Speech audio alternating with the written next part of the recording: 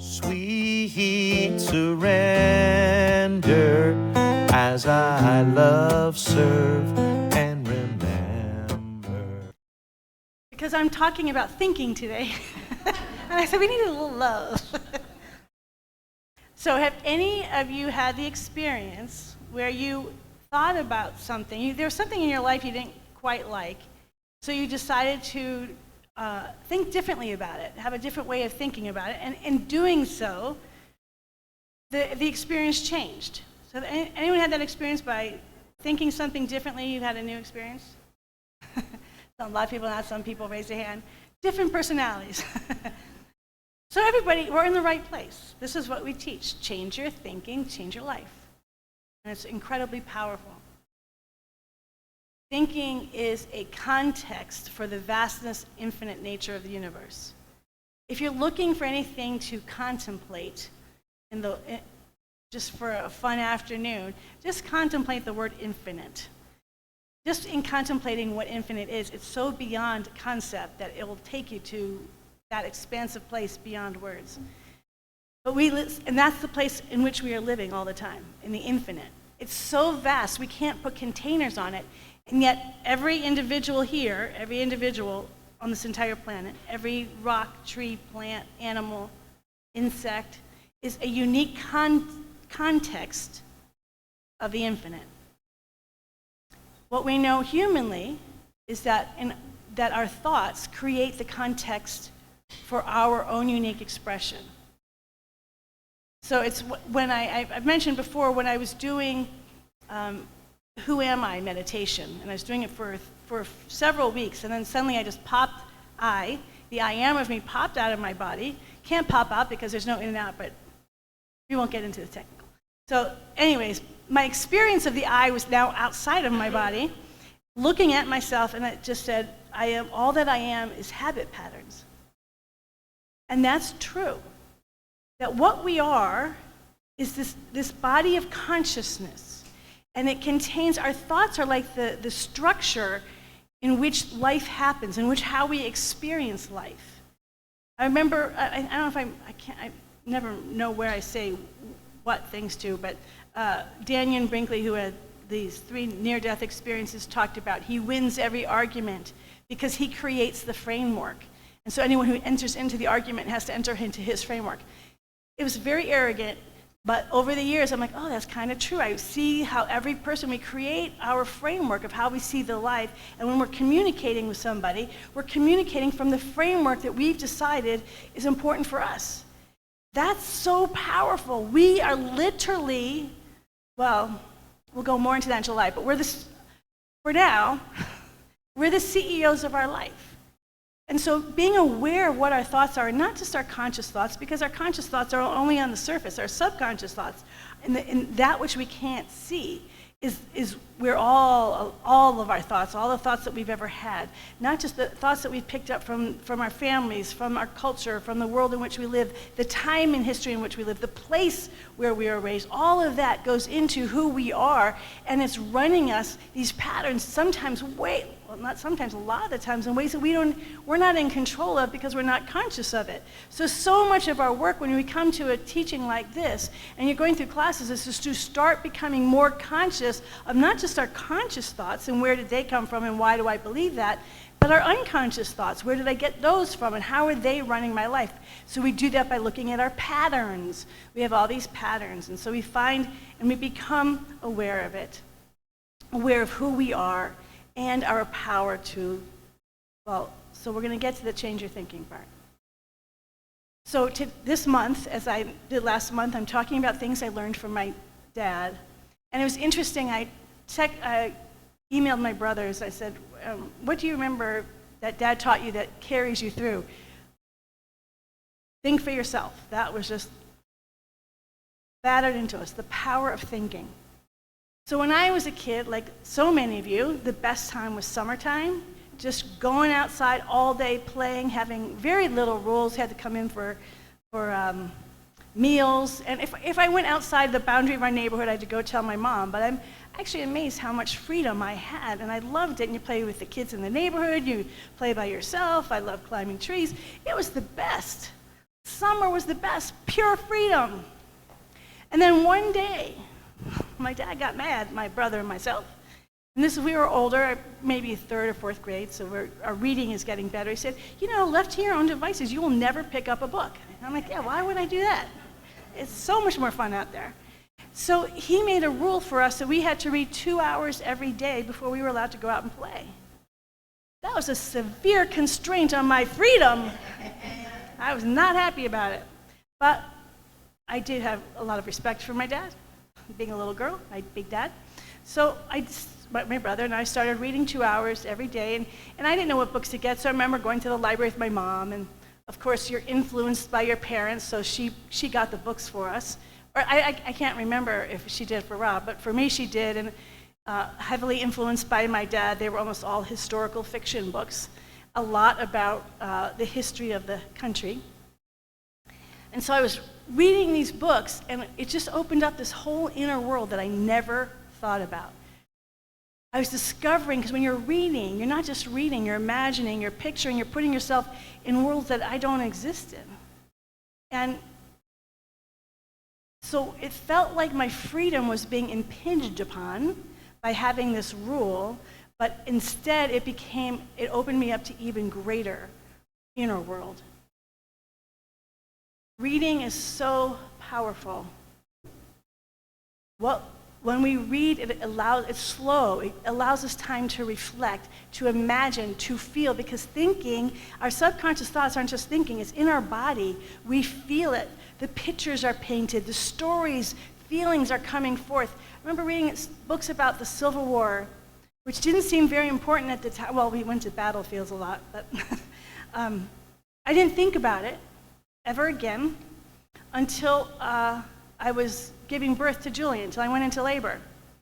When I went into labor, for the first time in decades, I remembered the stories I would read when I was a kid of these soldiers who had to get their legs amputated, but they didn't have anything so you get a little bit of whiskey and then they have to bite a bullet.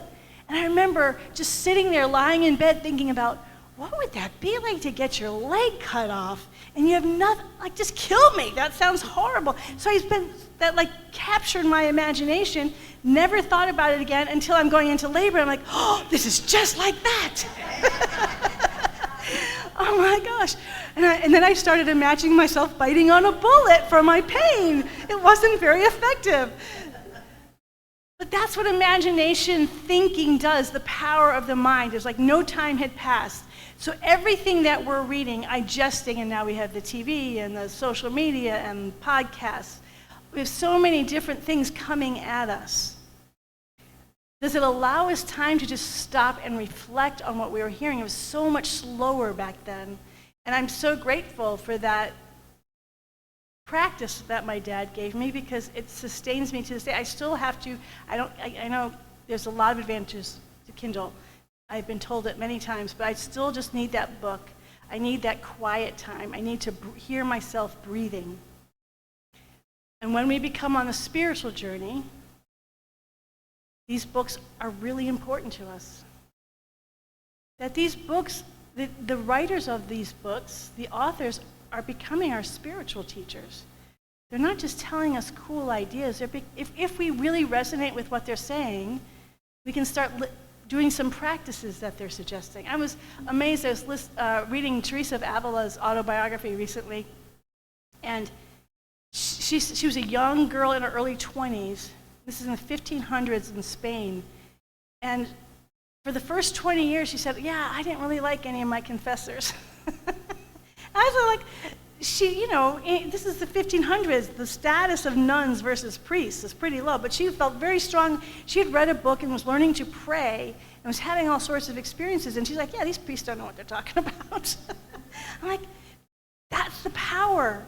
When we think for ourselves, we become a place of such power, of authority, that people can't manipulate as easily. She even is, I'm in this section right now where she feels a little bit manipulated by a priest. It still happened way back then. And but just the power of her own inner, there's something wrong here. That's what thinking for ourselves does. but it also makes it uncomfortable. So one of the things that we teach in our teaching that is now everywhere, as you know, is change your thinking, change your life. That if you imagine and you want something different out here, you want a different outcome, so you start thinking, I'm going to change my thoughts about it, change my thoughts about who I am, and create a different outcome. It works most of the time, or a lot of the time.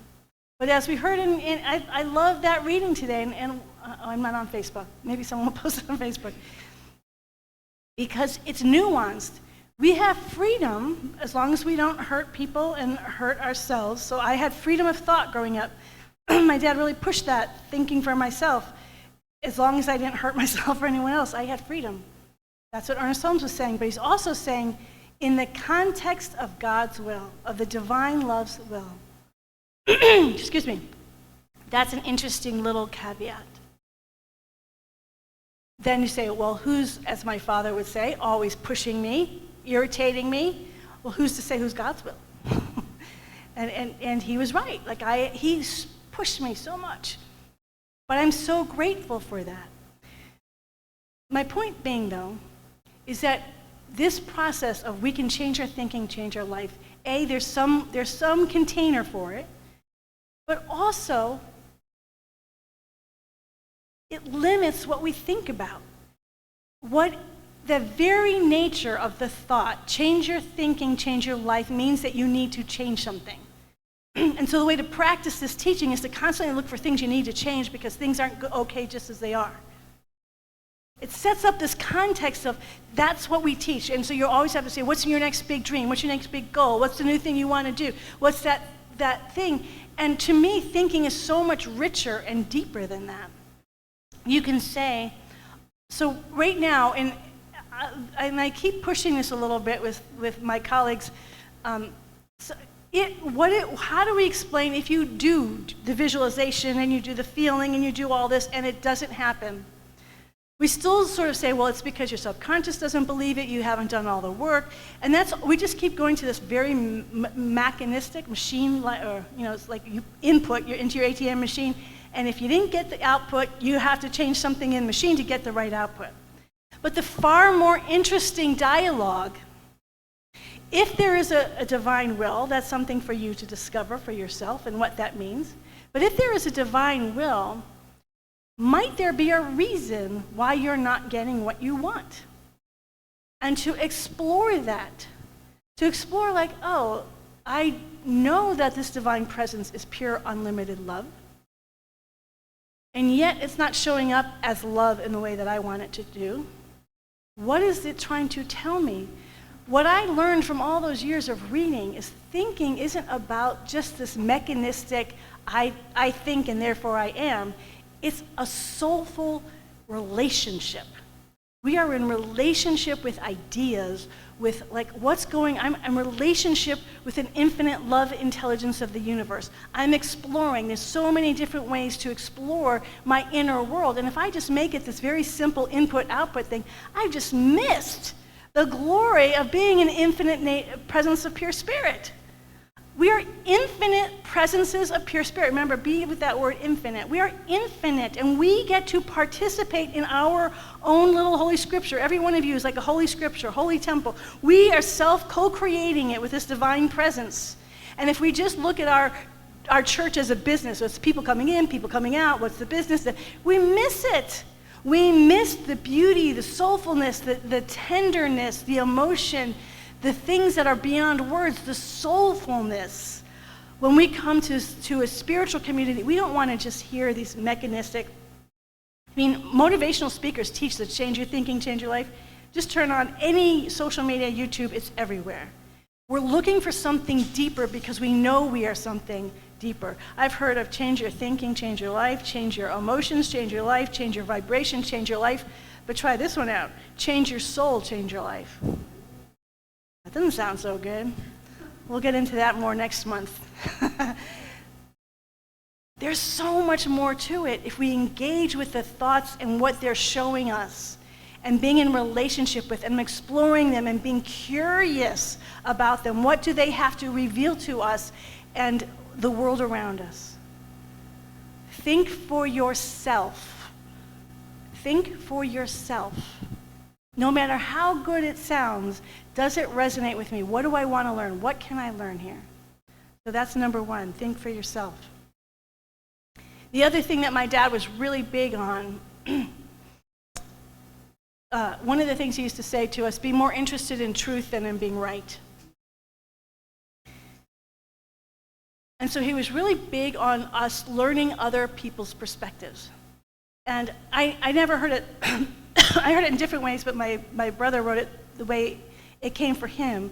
We used to watch the world news every night at dinner, and then they were all older, and the conversations were going way over my head. So he told me this is what happened. They were getting into a discussion about something, and first of all, just so you know, what always was fascinating to me about my family is we all agreed. I mean, voting-wise, we're all the same, but all the nuances, all the differences. So they were in this discussion, and my brother just said, well, I know I'm right. It's like, well, that's not a very effective way to let me know what you want, what your perspective is. He said, let me give you an exercise.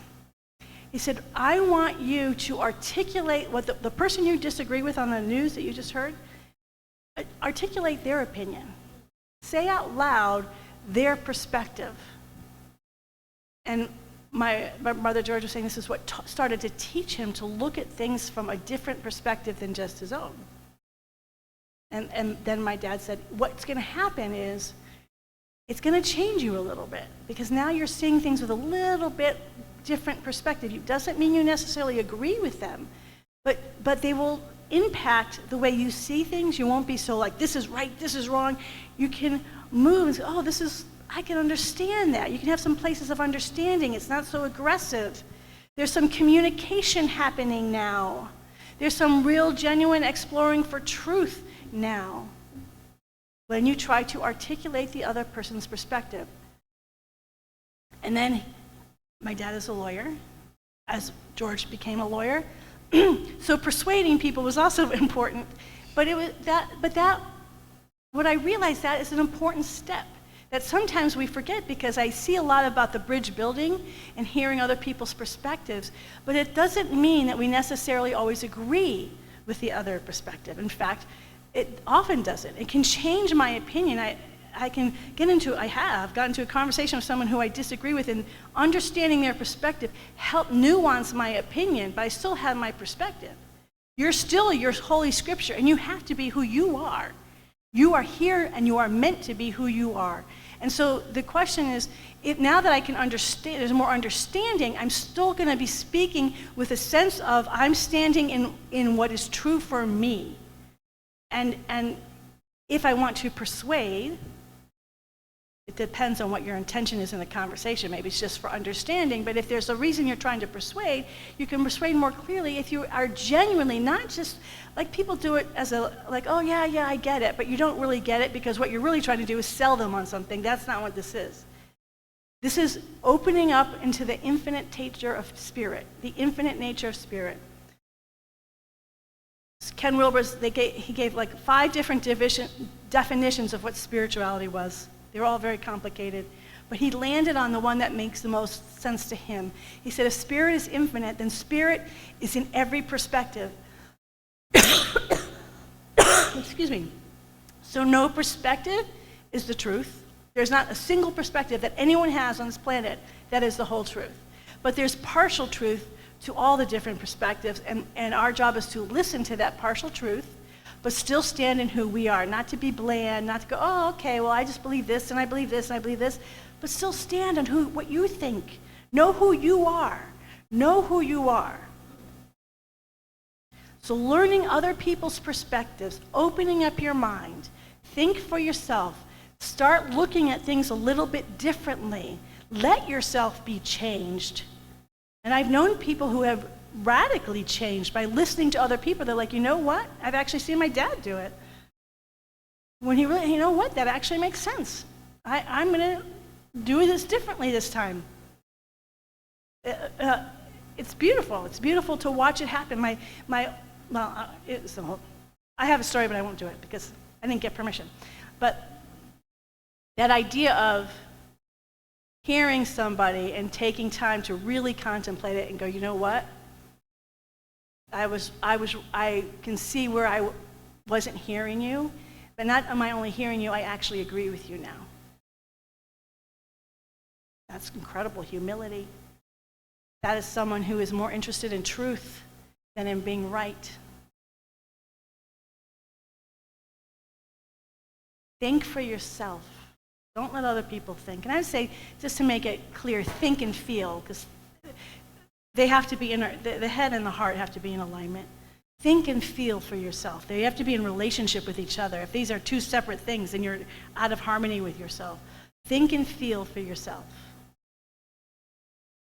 Listen and understand other people's perspectives, even people you really dislike, and try to articulate it, not to agree with them, but so you can at least understand a little bit of what they're saying, and then bring that into the conversation and still be you, but now you've had a little bit of a shift because you've let someone else into your world. So it's not just a small little world. The last thing that I don't think he taught overtly, but certainly I learned growing up in a very masculine environment. 3 brothers and mom and dad who had a lot of masculine energy, is autonomy, agency. That feminine energy is there to connect. We want to feel each other. We want to, oh yeah, we want to resonate. Oh, I resonate with that. Oh yeah, I hear you. And that's how we create community. That's how women create community. We listen to where I can connect with you. I'm listening and, oh yeah, I get that. Oh yeah, and we start to feel connected and we feel our oneness through our agreement. Masculine energy is a little bit different. Masculine energy likes to have a different thought. I want to come up with something different than what you said. Autonomy and agency, to be your own self, to be independent, to think for yourself. These are all qualities that are very in the masculine energy. So men, it's not that they're trying to one-up each other, but they're just saying, it sounds like it from a woman's point of view, like they're just one-upping each other. No, they're just saying, showing their independence of thought. Oh, okay, that's what you think. Here's what I think. Oh, and here's what I think. And it's this, no one gets offended by that. It's this sense of, no, I want to be my own person. And so if you're only speaking to connect, to find agreement, to find resonance, that's going to seem very jolting to you. On the other hand, being around masculine people, there's nothing feels more constrictive than someone than feeling like you have to agree with somebody, especially when you don't. But there's something joyful about saying, who am I? Yeah, I agree with this. The question is how to do both. How to say, this is where I resonate, but here's how I, as an individual, with agency and autonomy, perceive and see things. Because that's when things are so much more interesting. If we're all agreeing all the time, first of all, no one is all agreeing, so then it gets phony. Let's be clear. But if we're only looking for commonality, only looking for resonance, it doesn't get very interesting. What I love when I spend time with my family is, even though, as I said, we all vote for the same thing, we're all on the same page, they will have such different perspectives, things I've never thought of. I know every time I talk with them, they're going to say, oh man, I never thought of it that way. So, it is so fun to be with people who are autonomous and independent in how we think. And what we learn, we hear about freedom and we hear about love. You can't be free and in love if you can't be autonomous, if you can't be your own person. If you're always trying to fit in out here and connect, you're losing your own individual voice. We talk about finding your own individual voice, but we also say, but we have to find connection.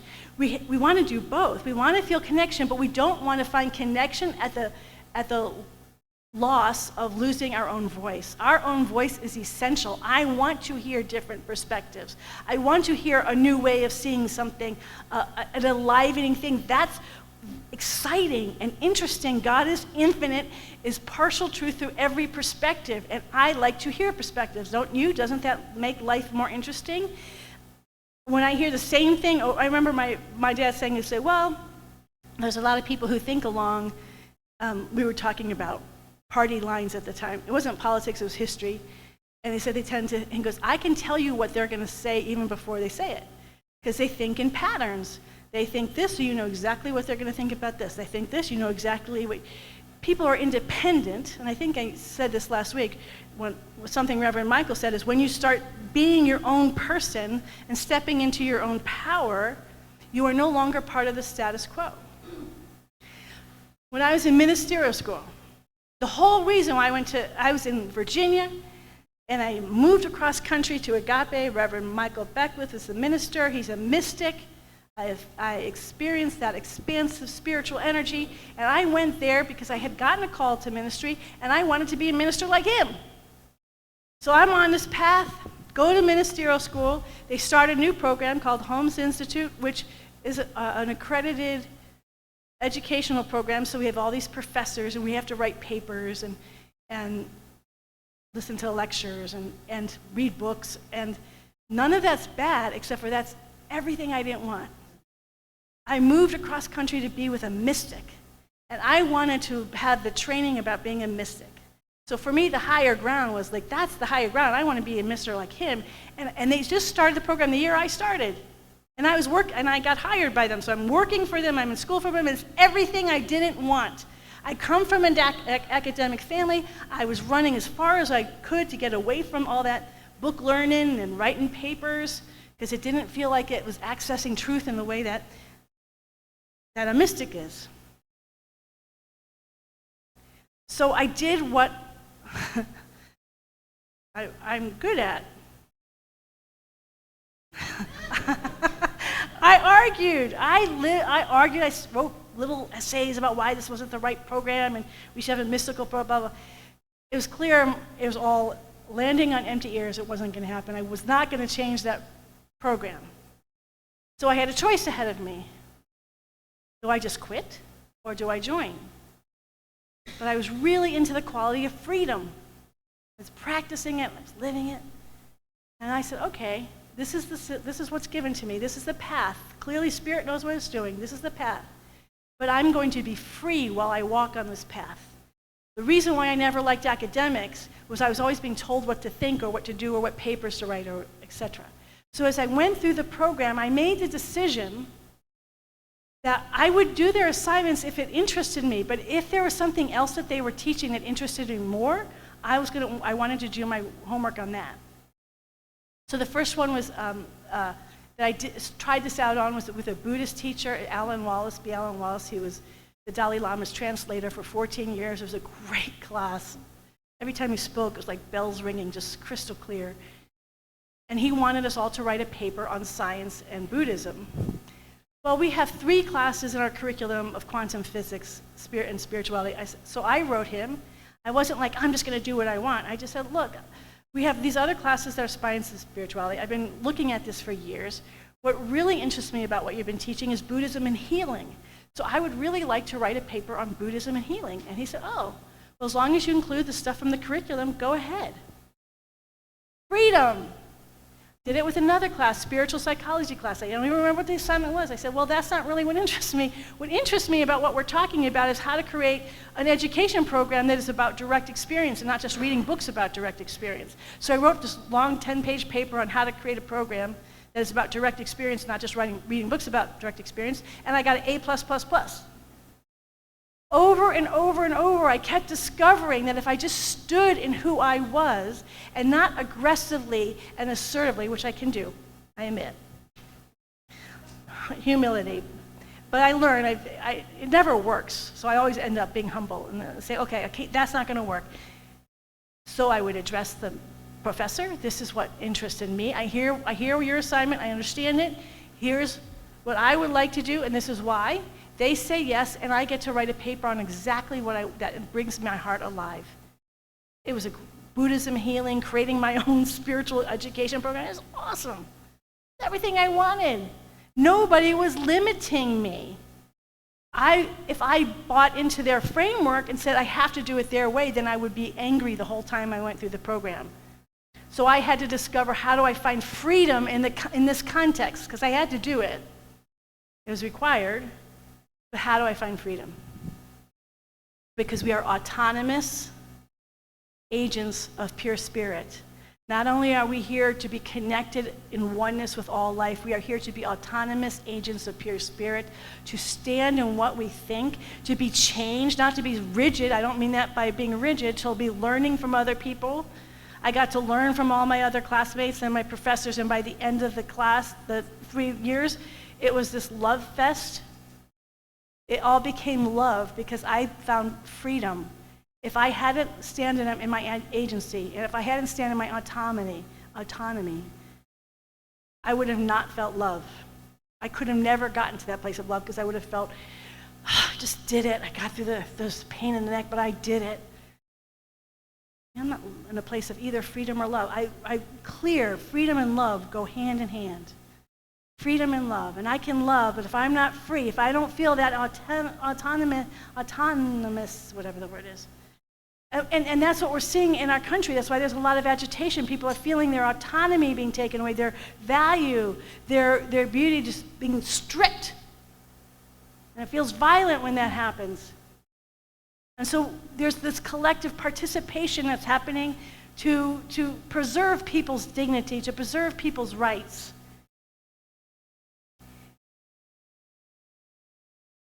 We do it outwardly and we do it inwardly. At the very least, preserve your own rights. I think because I felt so imprisoned by all the academics that I was raised in, all in college, I was fascinated by people in prison because I felt so imprisoned by the system I was going in. And so I would find people who found their freedom by, even in the midst of limitation. I'm not saying prison is great. I would never want it. I want freedom for everybody. I want exactly what Ernest Holmes was talking about. Equal rights, value, not just the rights, but the respect, the value, the appreciation. I mean, it's all fantastic, and we limit ourselves when we don't open our hearts to all of it. And in the meantime, while we're continuing to work towards this culturally and globally, we work on ourselves to be autonomous, free agents, thinking for ourselves, and yet open to have conversations, not afraid that, oh my gosh, they're going to change me. They can't change you because you can't change someone's soul. We'll get to that July. They can't change you. You are your beautiful, radiant self, but stand in who you are. Think for yourself.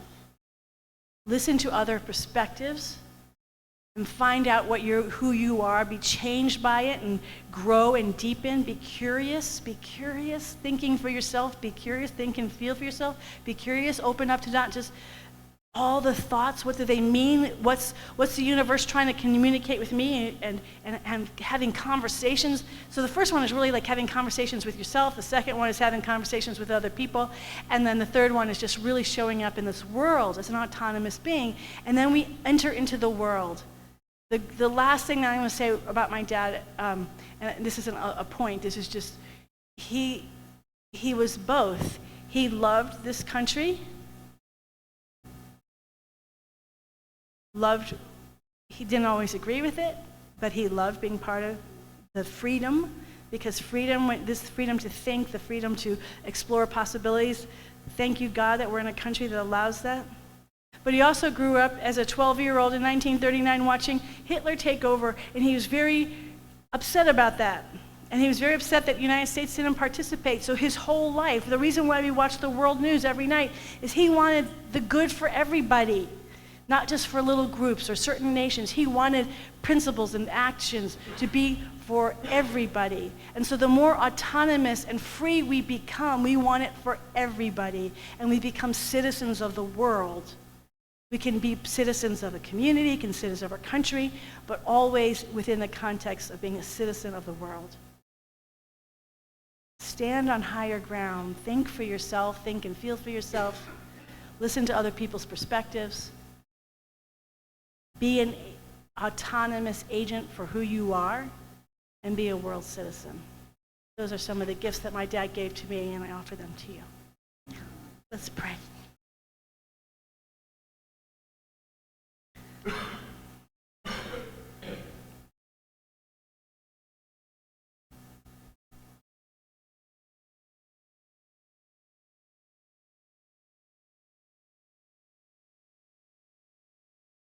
And even as I feel the wonder and awe of being an individual.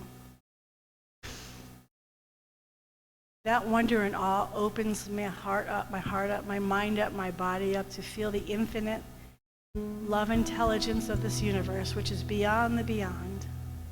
And it's right here and right now. It is not just in my life, it is in all of our lives.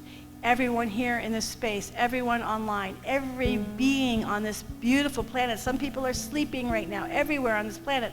All the beautiful, radiant animals and birds and fish, the plants, the minerals, the rocks, the grass, the trees, all nature, the galaxies upon galaxies upon galaxies, the billions and trillions of stars, all of it is right here and right now in the center of our being. That each one of us has this beautiful inner cosmos within us, and our thoughts, our feeling thoughts, are our beautiful context and structure for how we experience this amazing infinite life, and that we are holy and sacred just as we are right now.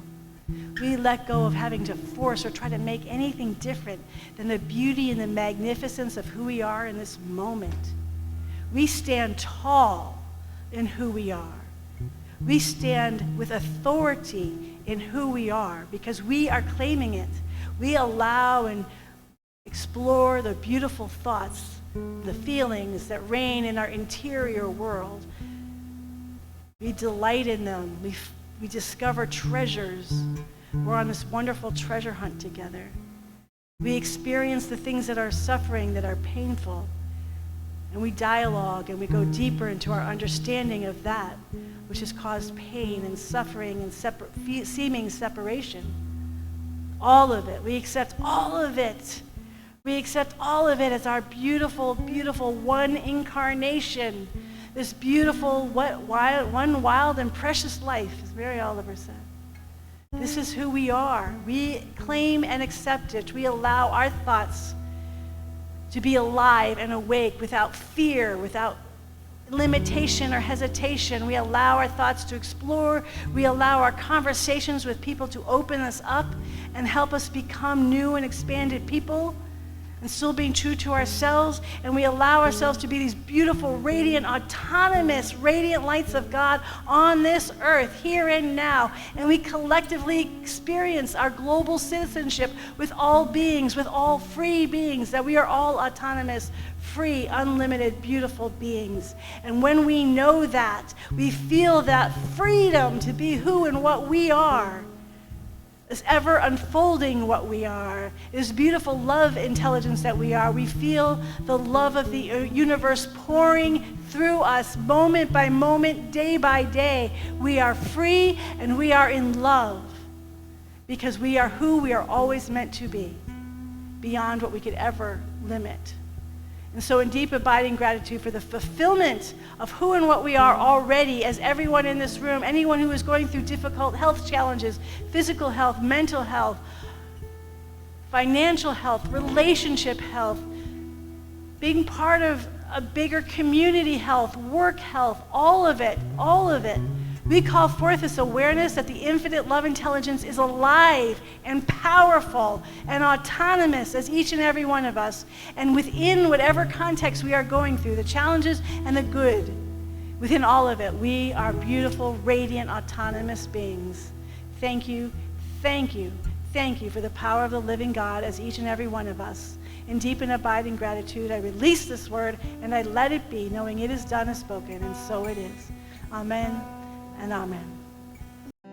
I walk in God in all